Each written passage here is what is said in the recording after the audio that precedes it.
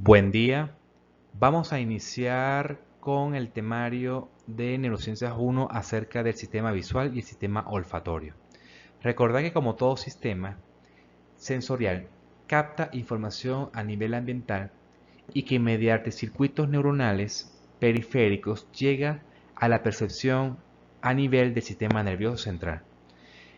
El sistema visual capta la información de los haces de luces de las ondas electromagnéticas y el sistema olfatorio capta la información química a través de las sustancias odoríferas que lo capta el bulbo olfatorio y la vía olfatoria hacia el sistema nervioso central. Primero vamos a abordar el sistema visual y después vamos a abordar al sistema olfatorio. Como ya sabemos, la información que recibe el ojo es la información lumínica a través de las ondas electromagnéticas. Esas ondas electromagnéticas se miden en Hertz. Esto quiere decir número de ondas en un segundo. Pero también se mide en longitudes de onda, que quiere decir qué tan amplias son las ondas en un ciclo. ¿Ok? De esa manera también se puede determinar o estudiar los haces de luz. Entonces, tenemos unas longitudes de onda del cual capta el ojo, que son el espectro de luz visible, que va desde los 400 a los 700, por ejemplo, nanómetros de longitud de onda.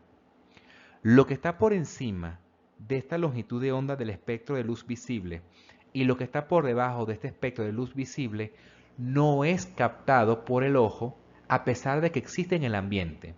Por ejemplo, tenemos los rayos infrarrojos. Rayos se representan, son las luces o ondas electromagnéticas que están en el ambiente pero que no es captado en el ojo humano o por el ojo humano.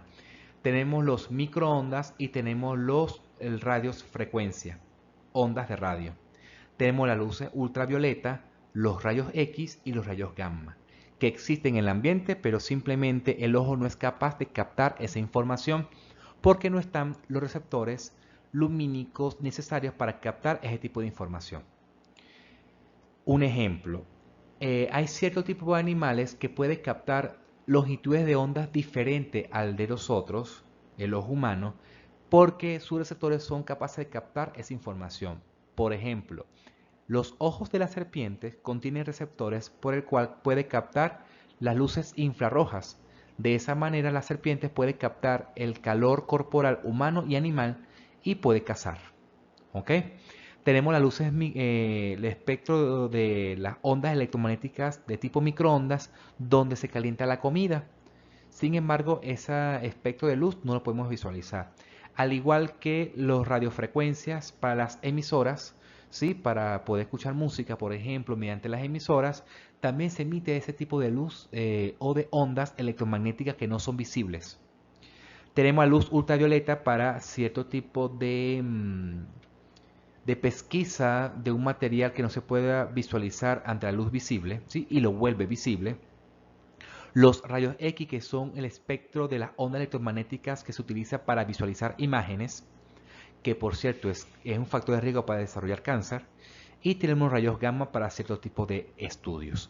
Entonces, tenemos un pequeño fragmento de las ondas electromagnéticas que representa el espectro de luz visible, que va desde los 400 a los 700 longitudes de ondas expresadas en nanómetros. ¿Qué ocurre? Tenemos el objeto, ¿sí? Ese objeto emite luces o rayos electromagnéticos hacia el ojo humano.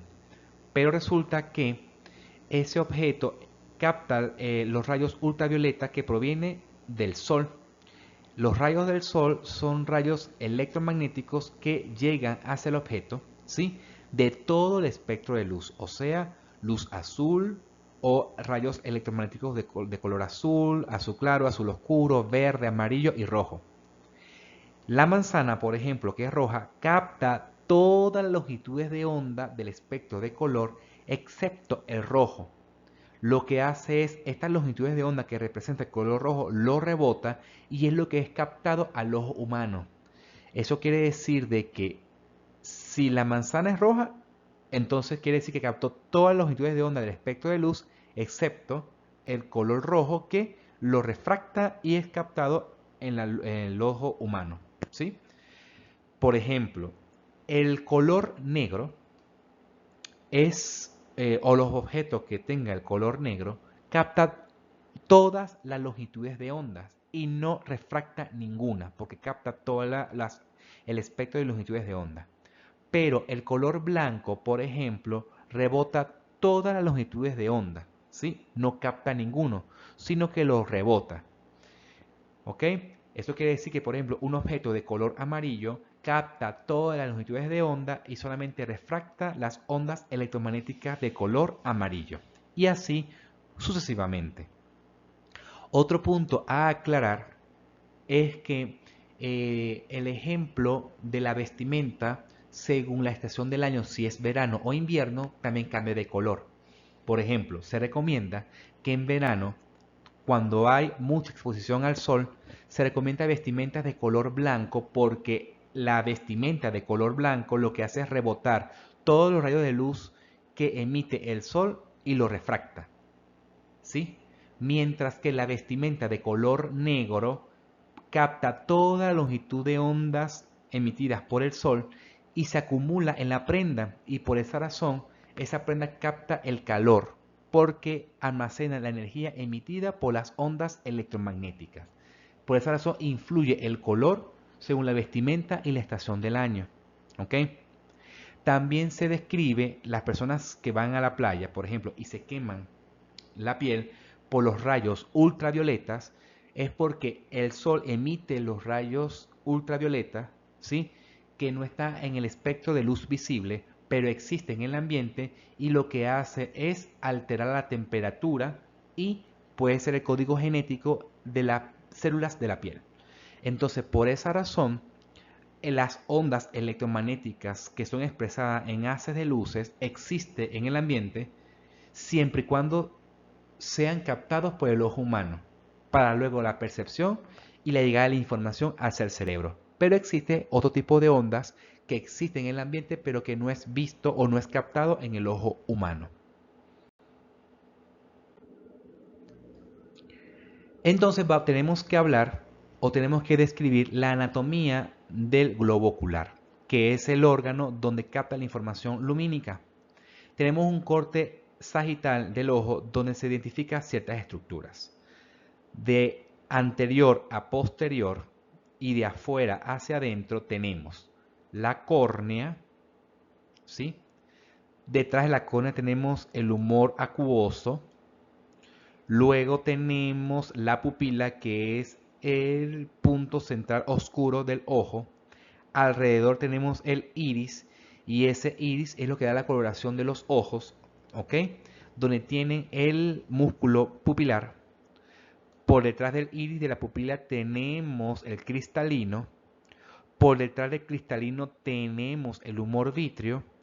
Y por último tenemos una estructura acá que está de color amarillo oscuro que representa la retina. En la retina se encuentran los receptores lumínicos que captan la información de los rayos lumínicos que llegan al ojo. Si los rayos lumínicos llegan a la retina, se supone que los elementos que acabamos de mencionar, o sea, la córnea, el humor acuoso, la pupila, el cristalino y el humor vítreo, son elementos transparentes, de modo que los rayos de luz atraviesan todas estas estructuras hasta llegar a la retina. En la retina, sí hay dos estructuras muy importantes que hay que aclarar. Tenemos aquí en la retina una porción que se llama fovea y tenemos aquí una porción de la retina que se llama disco óptico. La fovea contiene unos receptores lumínicos, en su mayor proporción capta información de colores, ¿sí? Mientras que el resto de la retina, cuando se aleja de la fovea, contiene otros receptores lumínicos que captan la información de blanco y negro. El disco óptico es la porción inicial del nervio óptico y el nervio óptico representa el segundo nervio craneal. El nervio óptico está compuesto por axones que provienen de la retina, de unas células que se llaman células ganglionares, que lo veremos más adelante. ¿Por qué existe en la fobia la mayor cantidad de receptores lumínicos que captan color? Porque se supone que los rayos de luz todas confluyen y llegan a lo que se llama un punto focal, donde confluyen todos los haces de luces captados del ambiente a través del ojo. Y que como todos esos rayos de luces confluyen en un solo punto, esa confluencia, que es el punto focal, tiene que interactuar o tiene que llegar justo en la fobia, donde se encuentran los receptores lumínicos de color o de colores. Entonces es importante que estos elementos transparentes estén presentes y estén adecuados. Si hay opacidad en una de estas estructuras, entonces va a disminuir la agudeza visual porque no llegan los rayos de luces al sitio que le corresponde, o sea, en la fobia. En la retina contiene unos receptores lumínicos que les adelanto que se llaman conos y bastones. Conos porque tiene forma de cono y bastones porque tiene forma alargada las células que captan la información lumínica, que lo voy a describir más adelante. Entonces, cuando tenemos el objeto enfrente de los humanos, ¿sí? Ese objeto refracta justamente ondas electromagnéticas a través de rayos o haces de luces. Cuando llega a la córnea, existe lo que se llama una refracción de las ondas electromagnéticas, que no es más que el cambio de dirección de ellas, y luego todas confluyen en un punto que se llama punto focal. El punto focal es donde los haces de luces confluyen en un solo punto. ¿A dónde confluyen? En una porción de la retina que se llama fobia, donde hay receptores lumínicos que captan información de color en su mayor proporción. Hablamos de un 98%. Entonces, aquí tenemos, por ejemplo, ¿sí? Un objeto que lo que hace que el rayo de luz lo que hace es diverger, ¿ok? Para luego en la córnea cambiar la dirección de esos rayos de luz y luego confluyen hacia un punto focal, ¿ok?